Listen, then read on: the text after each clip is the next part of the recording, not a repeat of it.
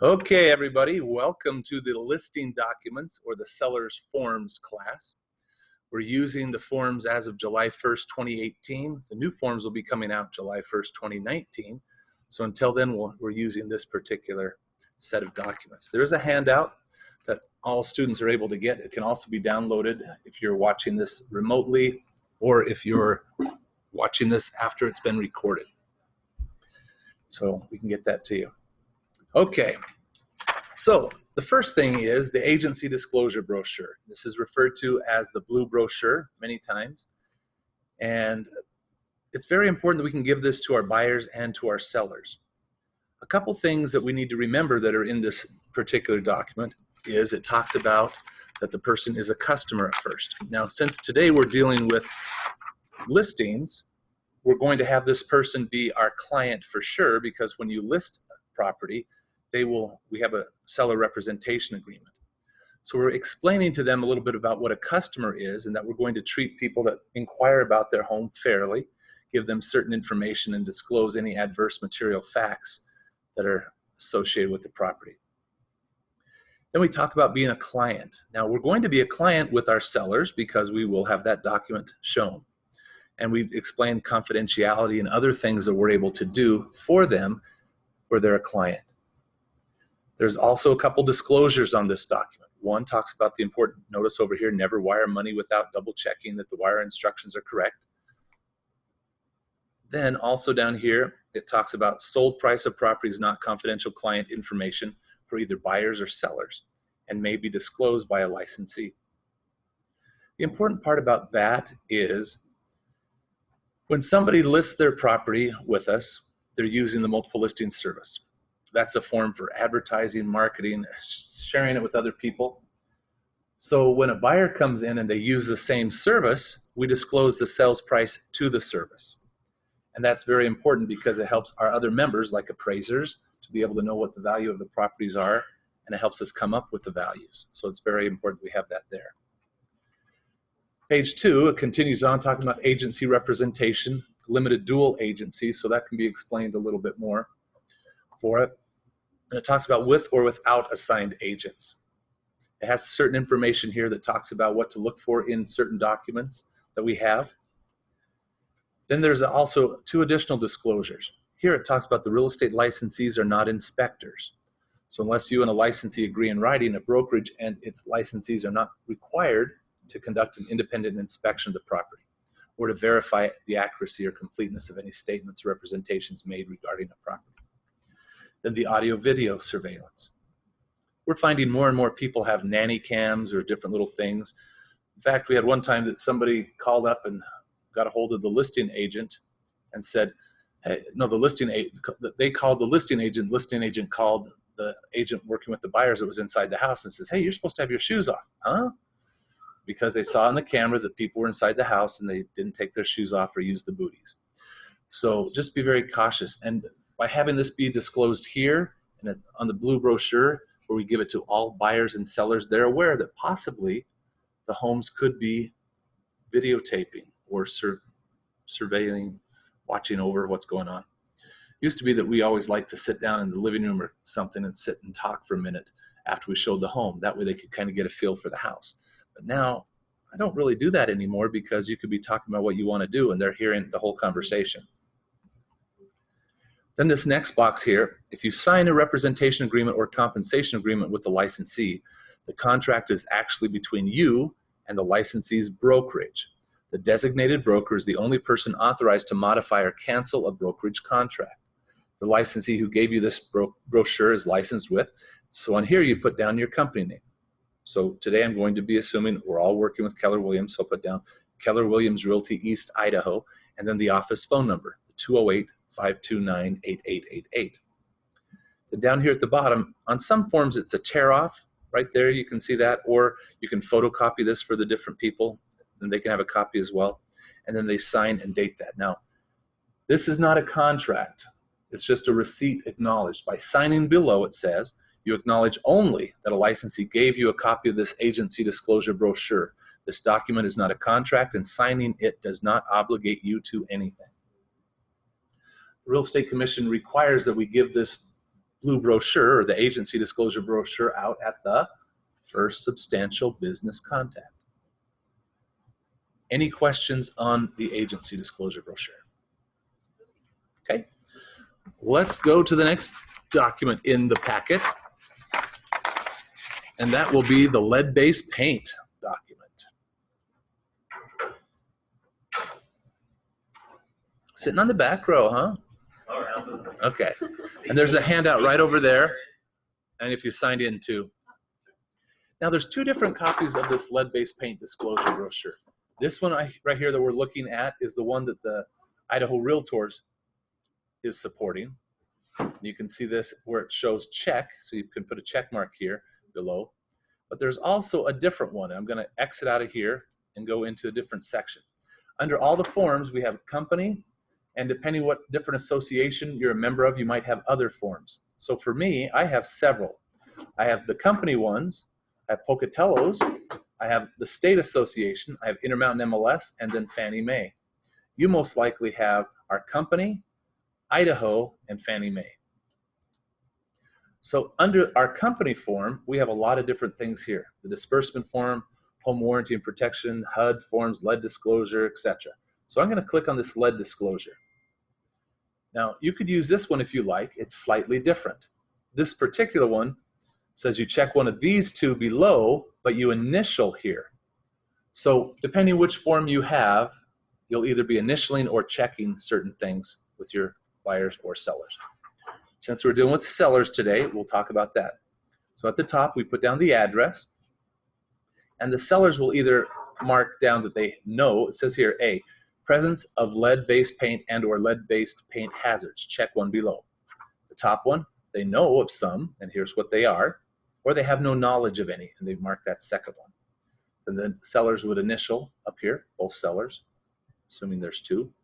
Records and reports available to the seller. Check one below. They have provided the purchaser with all available records and reports, or they don't have any. Then they initial that. Is it your job as a realtor to make sure that they have, lead-based paint information? You're required, the law states, the federal law states that a seller is required to make this disclosure to all potential buyers. So even on a for sale by owner, they're supposed to disclose. Now when a licensee is involved, it comes down to us being responsible. So if we don't assist them in doing it, it could be a $10,000 plus fine. So we need to be involved with it. Even with the for sale by owner. If you're working with the for sale by owner, you have nothing to do with the for sale by owner side, you have the buyer. Now that a licensee is involved, you have to do certain things. For Idaho, you have to give them the blue brochure. Federally, you have to make sure that they make disclosures on lead-based paint, property disclosure form for Idaho. Okay? I do. Yep, but now you understand the gist behind it. So here's where the purchaser. So when you give this to the buyer would acknowledge that they've received copies of everything listed above. Even if there isn't anything, they can initial that. I've had sometimes people won't initial it, and that's okay, but you're just acknowledging what's up above. Purchaser has received the pamphlet, Protect Your Family from Lead in your home. I like to email that to the buyers because then you have proof that you sent it to them, but here they initial it, so they've got a copy of it. And then E, purchaser has, and they can select one of these, received a 10-day opportunity or mutually agreed upon period to conduct a risk assessment or inspection of the presence of lead-based paint and or lead-based paint hazards, or they've waived the right. A lot of times the buyers will waive the right, and the reason is they might be fearful that in the future they might be required to present all those documents. And what if they lose it or something? They're not sure. So sometimes they don't do it. I recommend to people just to pretend like there's lead everywhere. So when there's chipped paint, don't sweep it up with a broom and get it into the air. Wet mop it.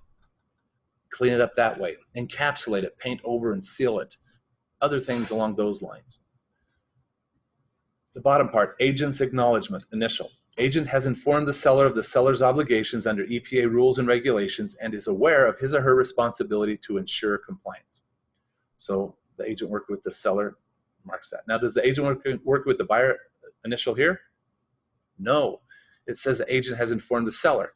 Now, if you're working with the buyer and you haven't informed the seller that, why would you initial that?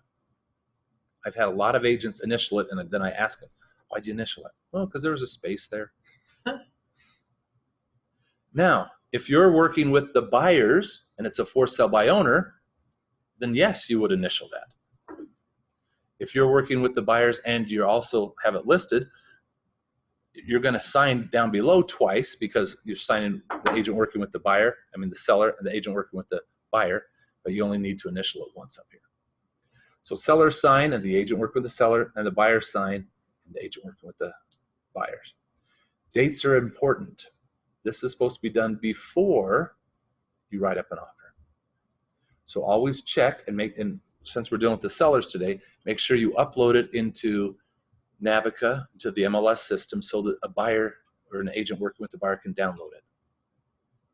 Pocatello's MLS made a change, and they require this document to be uploaded at the beginning, I believe. Idaho Falls is not that strict, but we do require it. Any questions on the lead-based paint disclosure brochure? Our next one is the RE25.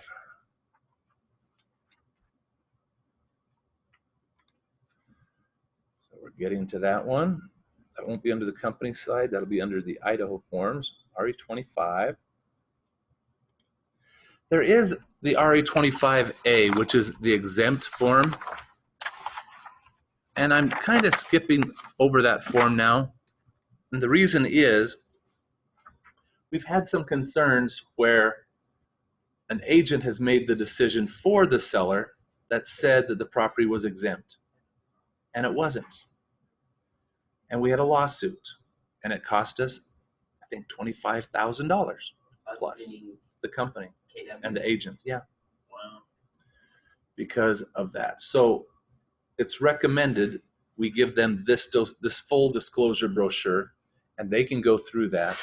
And look at it this way. If someone's owned a property for a rental, and they write on here, been a rental, never occupied it, they feel that they're exempt. No, they know if they had to pay for a roof. They know if they've had to pay for a leaky water heater. Any repairs that they've done, the property manager is going to let them know, so they know something. And if they don't know a whole lot, they can put down, well, I remember paying something for this, I remember that. Just disclose what they know. Okay? So the sellers put their name, the date, the property address. Now these first three questions. Now by Idaho statute, there are only about 8 or 9 requirements for a property disclosure form. This, however, has a whole lot more than that. Is it better to have more information, or is it worse? Well, trying to pull up the EPA, HUD, fact sheets, all this other stuff. So here is, I've got a copy of the law. It talks about different little things that they're supposed to disclose, and that's it. But Idaho Realtors has put this particular document out, and it kind of triggers the seller's minds a little bit more as to what's gone on. This first part, is the property located in an area of city impact, adjacent or contiguous to a city limit, and thus legally subject to annexation by the city? The options are yes, no, do not know, or the property is already within city limits. A lot of times you'll be already within city limits. However, this question is important because if the taxes are X and they're living in the county, but it's going to be annexed, that means the taxes are going to go up. And we've had lawsuits across the state where people didn't disclose that, and they felt that that was an adverse material fact. So now on this property disclosure form, it's a requirement to ask that question.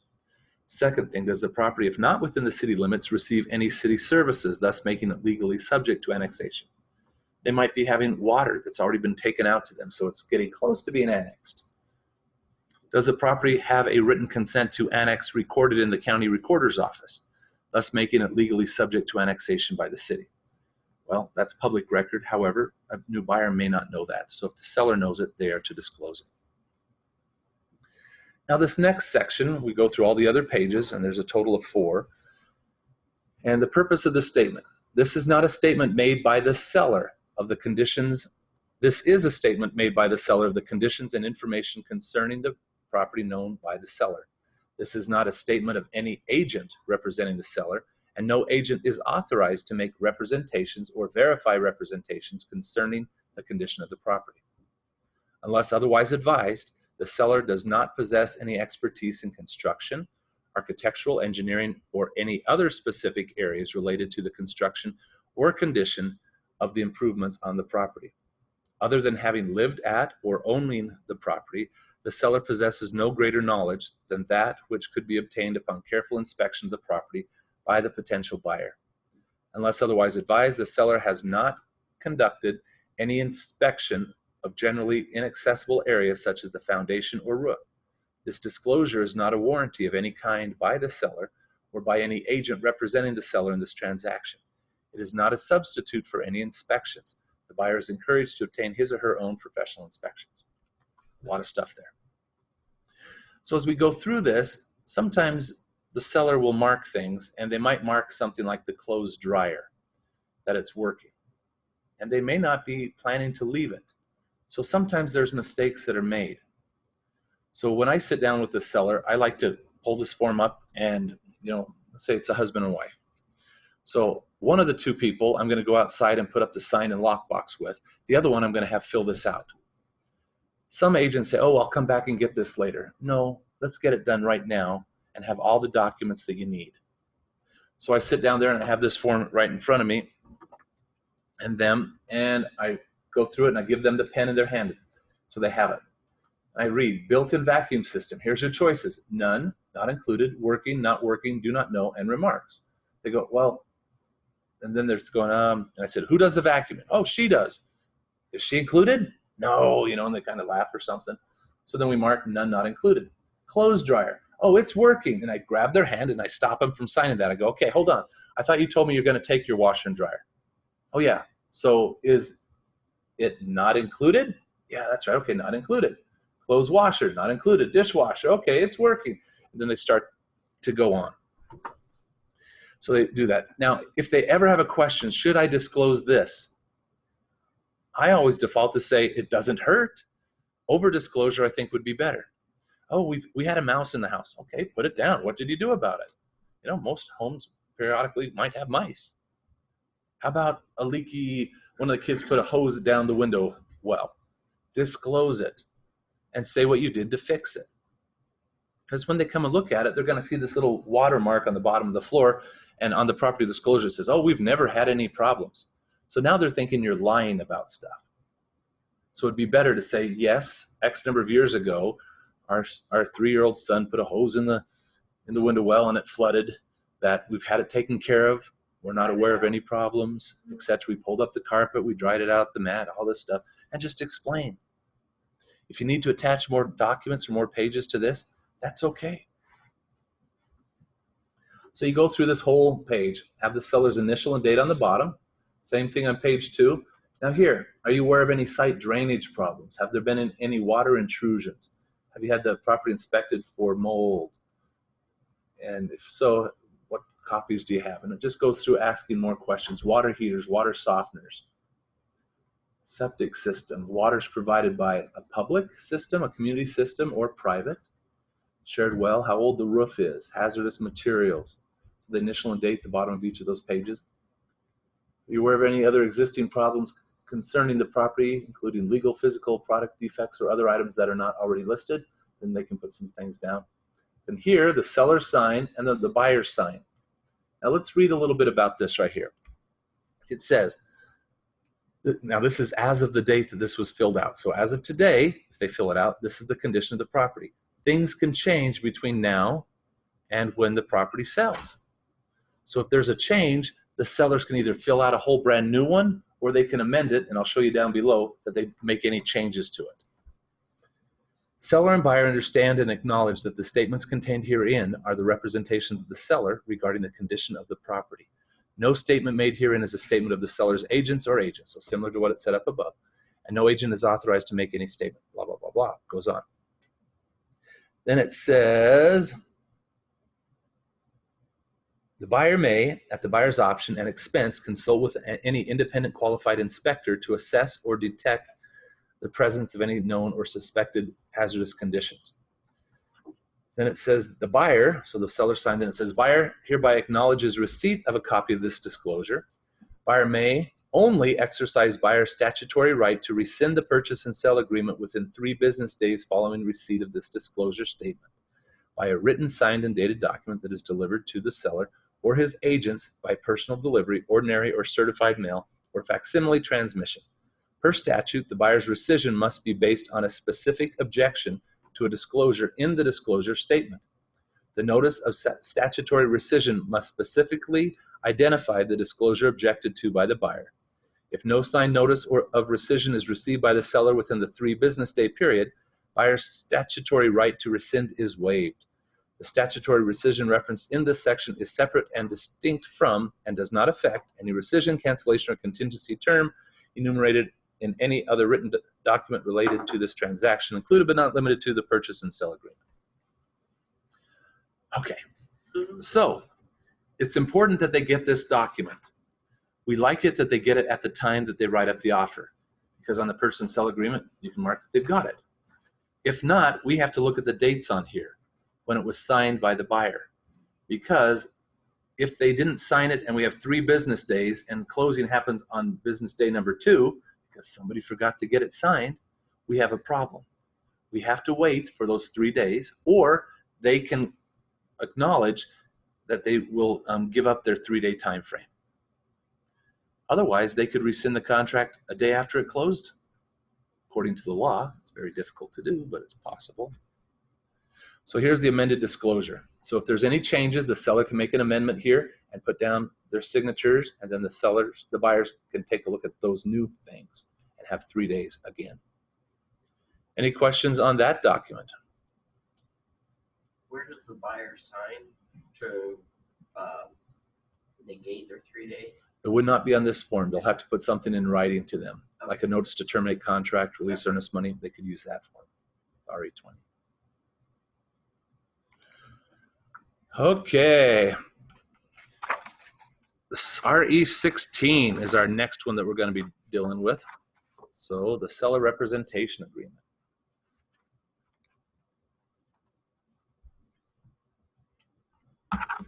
Now, in this handout, as you look at it, on the left-hand side, it has the form. On the right, it has the information that fills into it.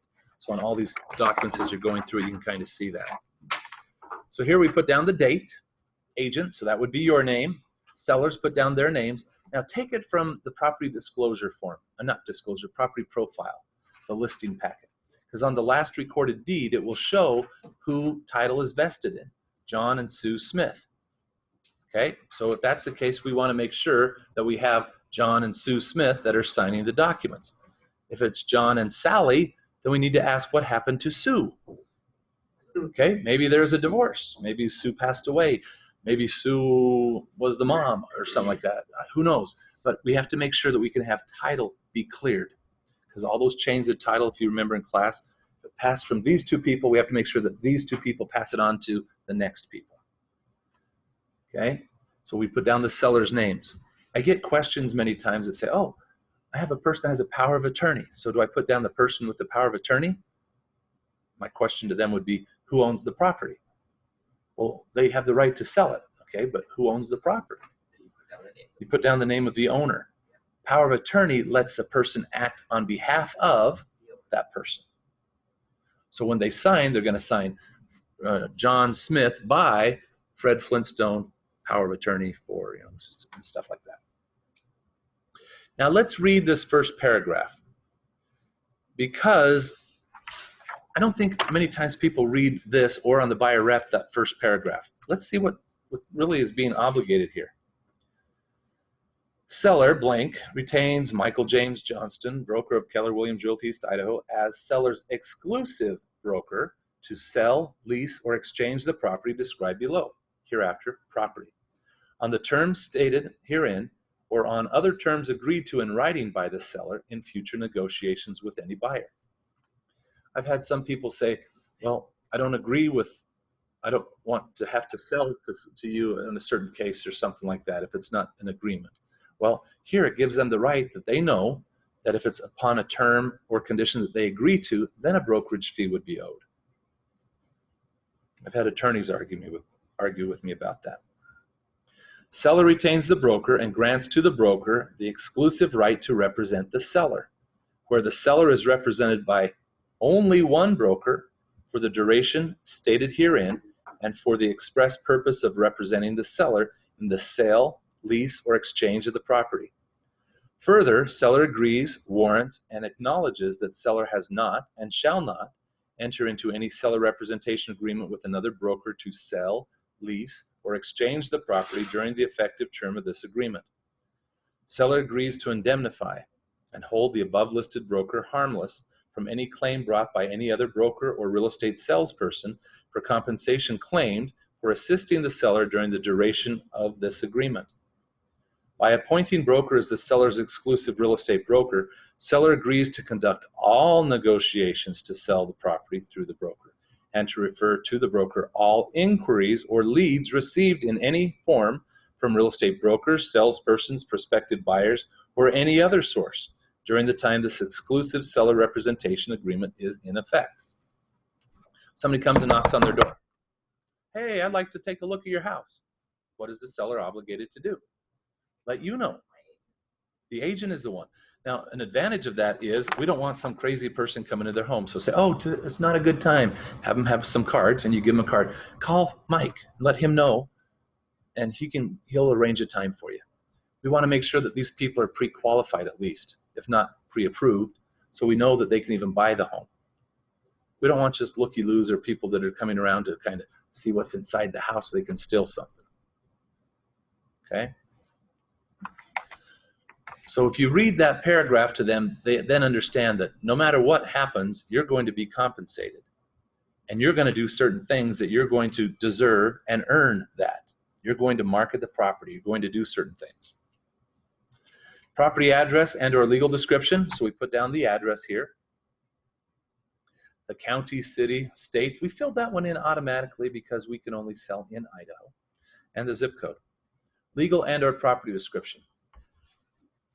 Now, when you order the property profile, it has legal description. Now, there's always a page that says for the tax notices, and it says legal description, and it might say on there so many square feet or this portion of an acre or a part of. That's for the tax purposes to come up with how much land you have to charge you. Always look at the recorded deed, the warranty deed, because the title company will give you the last one. And on there, it typically will say Lot 2, Block 4, Caribou Meadows, 2nd Division, subdivision. That's all you need to put. You don't need to put down the township range and all that other stuff. If it's recorded, and it's a recorded plat, you just put that information down. However, there are times that it might be a meets and bounds description or a longer one. And if that's the case, you can take that particular document, and here's kind of an example. You can put down Exhibit A on it, and you cut off the top part of the warranty deed, and you cut off the bottom part, so it just has the legal description. And then you call it Exhibit A, put down the address, and sign spots for the buyers and sellers to sign, and that would be your Exhibit A. So on here, you put down, see attached exhibit, and you put down the letter A. And most of the title companies, the warranty deed or the legal description already says Exhibit A on it. It just has more stuff than we need. That way you can utilize that. Any questions on doing that? We don't want you to type down all that stuff and make a mistake. So when in doubt, I'm happy to answer those questions. Hey, Mike, is this right for the legal description? Let me know. I'm happy to help. Okay? All right. Terms of the agreement. The terms of this agreement shall commence on blank and shall expire at 11:59 p.m. on blank, unless otherwise renewed or extended. If the seller accepts an offer to purchase or exchange, the terms of this agreement shall be extended through the closing of the transaction. So when you do your market analysis, and it says that average number of days on the market for this particular home is 119, would it be wise to take a 60-day listing? No. Company policy typically would be 6 months at the shortest time frame. Okay? So just because somebody wants you to put it on the market, I've had people say, oh, I'll give you a 30-day listing. Well, they want to build up some excitement with it. Then after the 30 days, they're going to do it by owner with those leads of those people that came in. There's a lot of crazy things that are out there. So 6 months. Well, why are you doing it for 6 months? Well, the average days on the market is this. We hope to do that. Could take a little bit longer. And besides, once we get it closed, it doesn't matter how much time there is. It's done. But it's also going to be that I don't have to refill the paperwork out after 90 days to have you do something else. So you talk about a benefit to them. Now, when we get closer to the end of the year, sometimes people put down the wrong year on the second one. So please always check that. Price. Seller agrees to sell the property for a total price of blank. When I go out to the home, I might not put a price in there when I'm going out there because I typically will talk about a range. So I have a price range for the home. And when I get there, and depending on the condition of the home, because I could know it's between here and here, and if it's bad condition, it's going to be on the lower end. If it's in better condition, it's going to go up, or depending upon how motivated they are to sell. So I can add that in via handwriting later. Now remember, when your seller is ready to sell and they want you to get things done, don't say, oh, I'll email you the forms. I'll get back to you. Because between that point in time, somebody could come knock on the door while you're going back to the office to email it to them, and they now have this false hope that maybe this person will buy it. So they're going to delay just a little bit on signing your contract. The best thing is when they're ready, get it signed. Carry blank papers like this in your car so you can fill it out. And then when you have it signed, you go outside and you take up their for sale by owner sign and put it in their garage, and you put up your sign, because from now on, you're the one marketing the home, and they don't have anything to argue because your sign is up there. If you didn't put it up for a while and somebody else found out about it on the MLS, but you didn't put a sign up yet, then they might say, oh, we did it. It was us because they came by because of our sign. Well, we don't like to have any doubts. Hey, just on a little rabbit trail, on a coming soon, Mm-hmm. how long can you? Is there a time that the MLS will give you as far as There's a few requirements on a coming soon. A coming soon means that it's for sale, but nobody can go inside and look at it yet. Right. You can't have a lockbox on it, but you can have a sign but you have to have coming soon on it. Sure. In those instances, you need to let the broker know. So if I get a call, I'm aware that we have a coming soon out there. I'm potentially going to put a coming soon on this house just because they're getting it cleaned up and the lady had died, and so they're just getting it cleaned, and I sort of want to do some pre-marketing for it. You can do that if you put a coming soon, but if anybody calls you, you can't show it to them. Right, and I totally just agree say, with that. hey, they're doing some cleanup, etc. Then when we get it on, we'll show you. Yeah.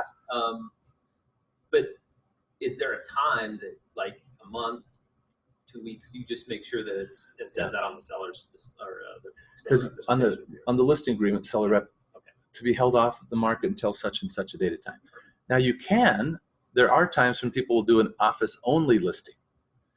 An office only listing means that you're able to show it, etc., but no other offices. I don't agree with that, because if you're going to use the MLS, let's let everybody have it. The Real Estate Commission frowns on that because it hasn't been exposed to the public. They're not aware of it. It hasn't really been able to see all the potential offers. Okay? Then here under financing, the different things that are available: FHA, VA, conventional, Idaho Housing Finance Association, rural development, or USDA, exchange, cash to existing loans, assumption of existing loans, or the seller will carry a contract with a minimum of X number of dollars, or other acceptable terms. Here's where you're kind of obligating your seller to accept certain types of financing. Now, if you mark down FHA or VA, there may be some repairs or some things that might need to be alterated in order for the home to pass.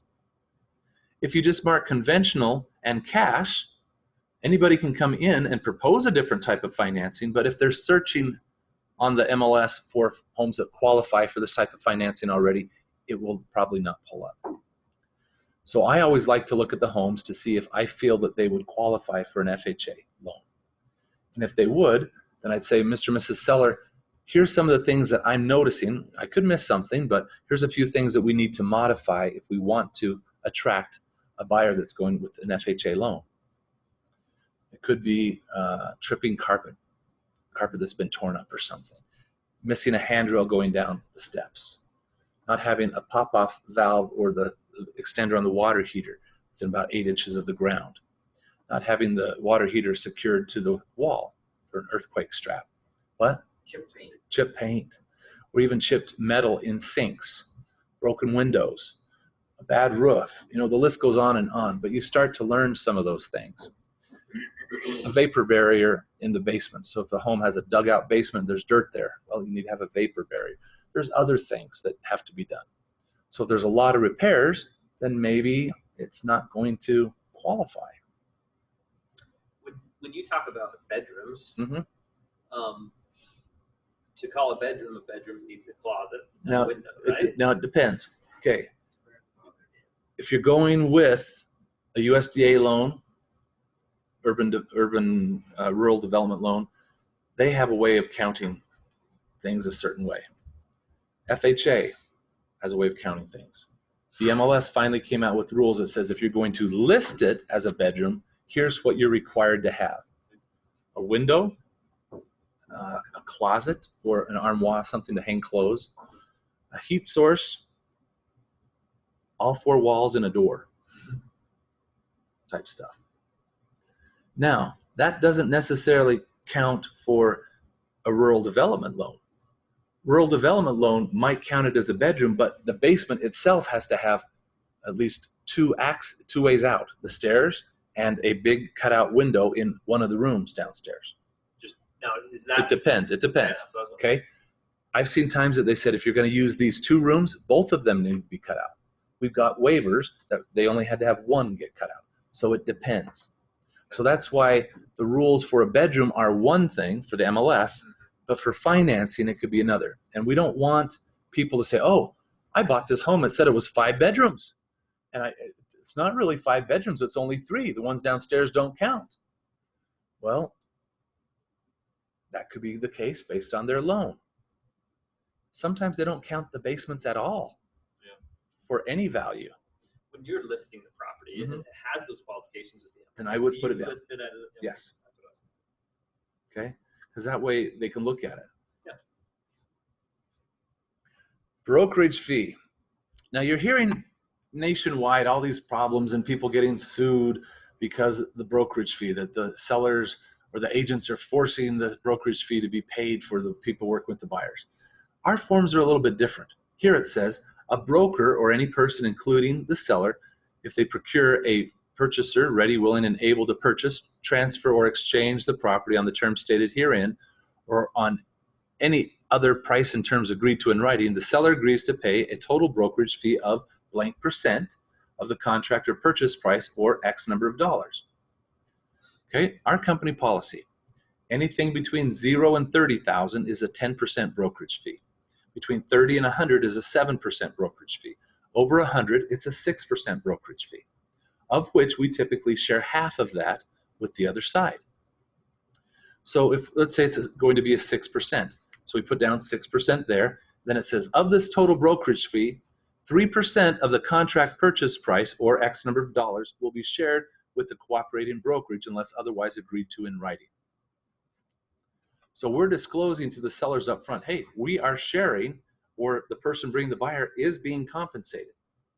So if they need to negotiate or something, we've had that opportunity to do so. Now, the way that I like to present the brokerage fee part to my sellers is I come up to this part and I mention, oh, our company policy is homes between, or properties that we list between 0 and 30,000, it's a 10% brokerage fee. And they're going, 10%? Things between 30 and 100 is a 7% brokerage fee. Yours, however, qualifies for just 6% because it's over 100,000. Now, Mr. and Mrs. Seller, we share half of that, so 3% with the other side. Any questions? Okay. But you lower your half. I don't. Now, here's I the use thing. that all the time. Yeah. A lot of times people will say, well, Fred down the street with XYZ company said he'd do it for 5. I go, oh, wow. Well, I know how much it costs to do certain things. And if Fred's willing to give up part of the What else fee is he right gonna there, give up? how good of a negotiator is he going to be on your behalf when a buyer's coming in? Huh.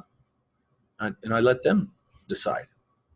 I go, I do have other plans available, We do have a 7%, an 8%, and a 9% plan if you'd like to have some additional marketing exposure. Would you like me to go over those? People like to ask. And if they can catch you in a weakness, then you cave. It happens all the time. I have one agent, well, many agents, but one agent in particular, that every time that somebody talked about it, she just cut it down to 5%. She didn't want to have the problem. And I told her, I go, you are worth everything. So I told her, you do not have permission to change that. If they want to, you say, I'm going to have to call my broker, and you call me on the phone and we'll talk. So we addressed it that way. She's now able to get what she's supposed to get. Okay. Now, yes, all things are negotiable. We don't say standard. This is our company policy. Okay. Yes, there are times that we can do things. And I have some comments in here later on that we'll talk about that. Let's say that these people are also buying a home from you and you're trying to do some type of a package deal. Or if you bring the buyer, that you're going to discount your fee if you find the buyer yourself. And we'll talk about those here in paragraph a little bit farther. Okay. So we have that down. Now you can put a flat dollar fee. If you're selling a manufactured home that's $5,000 or $10,000, what's 10% of that? Not a whole lot. There's still a lot of work that is to be done. So many times when we do that, we're doing it for a flat fee, maybe $2,500, but you're sharing half of that with the other side or something. So it doesn't always have to be a percentage. Let's say it's a for sale by owner and the person says, I'm only willing to pay you $5,000. Well, if it works out and it sounds okay, you can put that down, not in here, but for a compensation agreement. There's other things that you can do. It doesn't always have to be a percentage. Going on, we have the leased part. So we normally don't deal with the leasing, so we'll skip over that. C, this is the clause. If it, for some reason it's the last day of our listing and an offer comes in, we still have 90 days to complete that. However, if they relist it with somebody else, then you're not protected. Okay, so be cautious with that. If you're getting close to the end, get an extension. The day that an offer is coming in that's going to close afterwards, I'd be bringing that extension form with you. Just say, hey, looks like we're going to have this, so we don't have to worry about the paperwork. Always say something that's beneficial to them. Let's have you sign this extension here because it will make sure that we can get all this stuff done during that time frame. Okay, great. Here's the offer. Then under D, there is a cancellation fee. I can't tell you how many times people don't put a cancellation fee here. And it's so important, because if somebody is dissatisfied with you and they contact me, which is what they do, they just totally skip you and just say, oh, I want out of my contract. I pull it up and it says, oh, cancellation fee, none, zero. I don't have a whole lot of ground there besides finding out if there's something pending. If there's something pending, then no. But if there isn't anything pending, there's not a cancellation fee. So I try to save it, try to see if I can do something with it. But if not, then we can cancel for zero. Now, if you put down $1,500 or 1% of the list price or something that you put down, I have a little bit more negotiation there. What's the problem? Because if we were to cancel this, you're going to owe $2,500 or $1,500. So what's the problem? Can we get something figured out? Well, so-and-so is just not calling me back enough. Well, what do you mean? Well, I call him every single day and I want to get an answer every day. Wow. It's been 2 hours. Okay. So I can try to figure out what the problem is and come to some middle ground. Well, if he calls you once a week, would that be okay? Well, as long as he calls me before 5 o'clock, okay, I'll get something figured out. But most of the time it's expectations. Okay. So put a cancellation fee there. Additional fees. This is paragraph 7. Now let's look at this paper here for paragraph 7. Okay. You could put down additional fees. If you're charging a transaction fee or some additional advertising that you're going to do, you could put in there. Trying to find out. Okay, paragraph 35 is where I'm going to do the exclusion, so we'll skip that. This is fees. Included items. Here we put down all the different little things that are included in the property. Now read in here some of the things that's included. Television wall mounts, satellite dish, storm doors, screen doors, garage door openers, transmitters, trees, shrubbery, all ranges. So the range, even though you can move it out, it's staying unless you exclude it. I had a broker from another office argue with me. I go, let's just read paragraph 8. Okay? So also included, if you're going to include a shed, put it down. This just cracks me up though, because yeah, it stays. But it And used to for not some be reason, on there. We've got 6 satellite dishes on this property, and no one knows which one works. Yeah. So if you're going to take things with you, I'd start taking things down. If you're going to replace the chandelier in the living room, replace it beforehand now. And I think get something else. But I've had people that chandelier was worth so much money because the seller took it the day of closing and they put up something else. Oh, that was worth thousands. No, it really wasn't, but in their minds it was. It was $300 at IKEA. So you just have to make sure that if you're going to take something, you make that modification ahead of time. Same thing with refrigerators and other things. If they're going to include a refrigerator, oh yeah, we're including the fridge. It's the pink one in the garage. Well, make sure that we know. Farm crops, timber rights, water and mineral rights. Don't ever, ever, ever, ever, ever, ever, ever say that you have water rights until you've verified it. When you're listing it and they say, oh yeah, we have water rights, don't put it in the MLS that you have water rights until you've verified that it's either stocks, certificates, shares, or what, and how it's going to be transferred. Get some documentation that shows this is the form we're going to have to fill out to transfer it, this is the cost, and this is how much you're going to be getting. That's normally in the title companies. They don't insure anything with water. They don't cover it. No, I don't They think can help you sure. find where to go, but they're not going to look that up. When they send you the before you list it. The preliminary Property listing report. package, property profile doesn't cover that. Doesn't cover it. Okay. So And that's where we get the biggest thing. So we ask the seller, what do you have to show us that you have this water right? Well, I pay my bill to so-and-so. Okay, contact them, get the information that says how much water shares you have, and get the form for the transfer. And then they've got it, you've got it. Now you can say, okay, this is what we have. So when you're marketing and saying we have 1.25 inches of water or whatever, you have the document to show what you have. Is there a transfer form that you can download from Form Simplicity, or do you have to get that from Which one? It's kind of like a rental agreement that each person has their own. So the water company might have their own document to transfer it over. Gotcha. Title and existing encumbrances. People always wonder, well, I just bought the home, so why do I need to have title insurance? Or a builder says, I don't want to pay on every one of these lots, it's title insurance or something. Well, here it says, title to the property is to be conveyed by warranty deed unless otherwise provided herein, and is to be marketable and insurable except for rights reserved in federal patents, federal, state, or railroad deeds, building or use restrictions, building and or zoning regulations, and ordinances of any government entity, and rights of ways and easements for established of record. Okay. Now, the seller is promising that they can transfer the property in the purchase and sell agreement. It says that. The only way to protect the seller and the buyer is by having title insurance. Yes, on a $400,000 home, it costs $1,800. But that's the only way we can prove that it's going to be protected. And if there isn't a way to do it, then they're protecting because it's the insurance. Does that make sense? So if your people say, oh, I don't want to pay for that. Well, our company policy is everything we have, we're going to do it to protect our buyers and our sellers. We owe that to them. Seller agrees to provide good marketable title to the property at the time of closing. Well, how can they do that? Well, title insurance. The property is currently encumbered by the following liens. None, a first mortgage, second mortgage, home equity loan, or other. If encumbered, are the loan payments current? Yes or no? If no, is the property currently or is it not under foreclosure? Now, if it's under foreclosure, there's a separate document we're required to have filled out. If it's a short sale, now with the short sale, just because somebody's upside down in their home doesn't mean that they qualify for a short sale. I have a lot of people that say, oh yeah, we haven't applied for it, but we owe more money on it than what it is, so we're going to have to get short sale approval.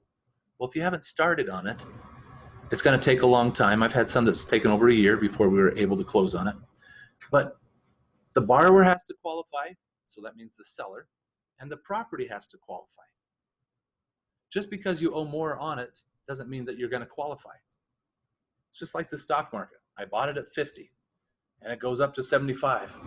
Then now it's down to 25. Oh, I want my money back. It's an investment. The home's the same thing. Just because you are upside down in it doesn't mean the bank's required to do that. They could take the property back and sell it. They're fine with that in many instances. So just be cautious that if it's going to be a short sell, come talk to me. I'll give you some ideas of what you need to do. But not every property qualifies. Multiple listing service authorization, name of the MLS. If you're listing a property in Blackfoot, which MLS do you think you should be on? Both. Okay. Are you a member of both? If not, then you only put down the one that you're a member of. However, Pocatello's would be about $40 a month if you wanted to do it and have it be marketed there. Is it worth it? Well, maybe you could co-list it with somebody. It depends. What's the better thing for you? I like to control my expenses, so I don't want to be members of everything in the world, but I have to be because I'm the broker. But if you're taking a listing in Pocatello, it doesn't do you any good not to be on Pocatello's MLS. You're harming your seller. Sure, you might get a few calls. Sure, you're going to get some other agents calling you up that are upset because they can't find it on the MLS. Oh, yeah, it's on Snake Rivers. How's that supposed to help me? So make sure you're doing the right thing for your sellers. Yeah, you can list properties on the other side of the state, and I've done that before. But if you can't give it the exposure that's required, you're causing some problems. So put down the name of the MLS. I put and or in case I'm going to put them in both. Have an initial. Lockbox authorization. Here's where, if you don't have this initialed, you do not have permission to put a lockbox on the property. Now, if it's a coming soon or something, don't put a lockbox on it. Even if you put it on with no keys, that's not the rule. The rule is if it's a coming soon, you say that on the sign and no lockbox on the property and nobody sees it. Now, this whole next section, AVM never took out automated valuation model. I have a brochure if anybody wants to read it to talk about that. I'm hoping it gets taken off the form. But I typically mark does on all of these things, and then I just cover one thing. We can put a sign on your property. We can mark it on the internet. We can blog about it. We can display the address so when they're doing an address search, all these other little things. When you talk about blogging and valuation models, can sometimes that hurt you if a program has evaluated your house way less than what you have it listed for? And in those instances, obviously you don't want your seller to agree to have that stuff posted, right? Well, I mean, the automated valuation model was to get rid of brick and mortar real estate offices about 10 years ago. oh, So somebody could contact this agency and they could share information across the computer screen I see. and disclose it, where normally they don't get to see everything. So you don't really. So that's what that was dealing with. Okay. Seller's property disclosure form, it talks about they're required to fill one out. Lead-based paint disclosure, we mark whether the home is or is not target housing. So the office relies on you to find out if the home was built prior to what year? Yeah. If it was, you need to fill it out. But it was built in 78. Now, if it was built in 78, it's up to you. The law says before 1978. Some brokerage offices will have you fill it out if it was in 78. For me, I'm flexible. It doesn't hurt to fill one out. Right. So you can do it, but you don't have to. I'd rather err on the side that why not do it just in case the government changes their mind and wants to fine you $10,000 because you didn't fill it out. So for 78, I still fill it out. But if the other side doesn't fill it out or agree to do it, I kind of argue with them saying, what's it going to hurt? So if the other office wants us to fill one out because they did it in 78 and we're saying, oh, it doesn't have to because it says before, we'll still do it for them too.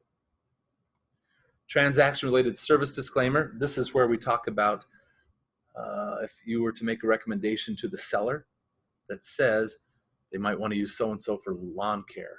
They might want to use so-and-so to help them do this or that. We're not forcing them to use them. They can use whoever they want. So it brings us up that discussion. Then we go into agency. We talk about the conflicting possibilities of agency. So make sure you explain that, and they choose one or the other. Now, if you're emailing this off to somebody and they're going to sign it remotely, make sure you take off the boxes, because otherwise the default is the initial here and the initial the bottom one. You have to delete those other ones if you're going to use Instanet, because it's on everything. So you take the ones off that you don't want them to initial. Okay?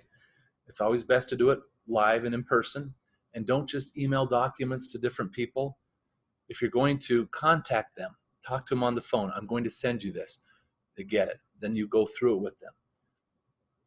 I know our next big lawsuits are going to be, oh, it was just sent to me and I clicked through everything. They didn't have the opportunity to have it be explained. That's your job. So we need to explain it. Just yesterday, somebody clicked through on a notice to terminate contract and release earnest money. And they clicked through on it saying that it was going to go to one party, and they thought it was going to the other party. Now we have a document out there signed that says it's going to so-and-so. So that's a concern. Another thing is there's in the fine print all these little things. So the agents were talking back and forth, and they thought everything was in there. But meanwhile, they talked about this offer, but when it finally came in, it was different. The sellers clicked through on it just thinking everything was fine because they did it on their phone. They couldn't see it. The judge isn't going to say, oh, you couldn't read it. You signed it. If you sign something, it's binding. You can't plead ignorance. Now, if you're representing the buyer or the seller, can come back on you saying, oh, I was misled. Right. And there's some liability there. Contract's going to happen, and now whatever that damage is, they can transfer it to us. And that's what happened on that particular document for the disclosure of the being exempt from filling out the property disclosure, because we assume any damages. And that other party was going to sue for tons of damages. So we settled for less because we knew that whatever happened there for his failure to disclose, it's transferable upon us because we suggested he mark that box. Okay? So there's a lot of concerns out there that happen. So here you'll talk about limited dual agency. You'll explain about the options. If they choose single agency, which they could, it means that nobody working with the buyer that has a buyer representation agreement from our office can show it. And I need to know immediately so I can disclose that to people. Okay? I have not seen that happen. Well, a couple times we had, but we explained it and it was changed. But I would recommend the top one for our sellers. Now explain to them that you will still be able to represent them 100% because our office has a signed agency. However, if someone's coming directly to you, you will explain to them that in this case, I'm going to be a limited dual agency. So you can explain that to them and always let them know up front, in this situation, here's what's going on. Okay? Other potential sellers and buyers. Seller understands that other potential buyers may consider make offers on or purchase through the broker the same or similar properties as the seller is seeking to sell. So if you have house number 1 on the street and also have listed house number 2 on the street, they're exactly the same, except for they're slightly down the street different. The seller can't say, oh, you didn't put my best interest because you sold the other property, or vice versa. Okay? Information warranty. Seller warrants that all information provided is true and correct. They're authorizing us for a title company to hold the earnest money, cost reimbursement. Now, this is the part that most people don't read. This is how it says if there's a conflict that happens to the earnest money. If buyer defaults in the performance of any purchase and sell agreement procured under this agreement, and the seller becomes entitled to the earnest money, the holder of the earnest money shall pay out of the earnest money the costs incurred by the seller's broker, so our advertising, other expenses, related to the transaction, including without limitation title insurance, if it was ordered, escrow fees, appraisal, credit report fees, inspection fees, and attorney's fees. If the seller elects to accept the earnest money as liquidated damages, the holder of the earnest money shall first pay from the earnest money the aforementioned costs incurred by the seller's broker and then pay any balance of the earnest money, 1/2 to the seller and 1/2 to the seller's broker, provided the amount to be paid to the seller's broker shall not exceed the broker's agreed to commission. In the event the seller defaults under any purchase and sell agreement procured under this agreement, seller shall be liable to the broker for any costs incurred by the seller's broker relating to this agreement. That's where we talk about if the seller backs out of the offer at the last minute, they're still obligated to pay certain fees. The brokerage fee, the other office is going to still demand it. You may be demanding it because you've done certain things. And it says that half the earnest money if a buyer backs out. Most of the time we let it go to the seller, but it says this. Salmon area, many times they'll do that. Up in Sun Valley, they do that. But most of the other parts of the state, we give it to the buyer or to the seller. Earnest money dispute interpolator. In the instance of time, I'm going to skip over that part. We'll cover it with the buyer's forms. No, I better do it now because in case you don't catch that class. If there's a dispute for earnest money, most of the time people will just let it sit there and wait. And I recommend that. But there are times when you can file an interpolator with the court. An interpolator with the court is when, let's say that there's $1,000 earnest money. And there you have 2 buyers and 2 sellers. And each side has an agent and a broker. So there's 8 people involved. When you have an interpolator, they serve papers to all 8 people, and it costs about $100 per person. So that's $800. So 800 of the 1,000 is already used to file the interpolator. You now have $200 left. And after they get those papers out, it says who should get this, and they explain and argue their cases. It comes back to the court looks at it and makes a decision based on all 8 of those documents that came back. And then they say, okay, the earnest money goes to him. Well, how much earnest money do we have? $200. So he gets $200. Wouldn't it have been better if you didn't have to get rid of that whole earnest money? Sometimes it's better to split that 1,000, 500 each versus getting 200 or nothing. So I've never had to file an interpolator. I've been asked to, but I've talked the people out of it, and they were able to get more money versus having the interpolator be filed. It took longer. Don't ever guarantee your seller or your buyer that you automatically get that earnest money. It's going to sit in limbo until everybody comes to an agreement.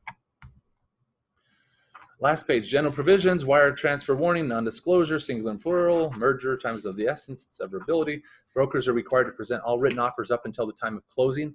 When I mention that to the sellers, I also tell them, if I do that, I'll mention it to you, and we can accept it as a backup, but it won't go into first position because it's going to be very difficult to do so, but I'm required to let you know.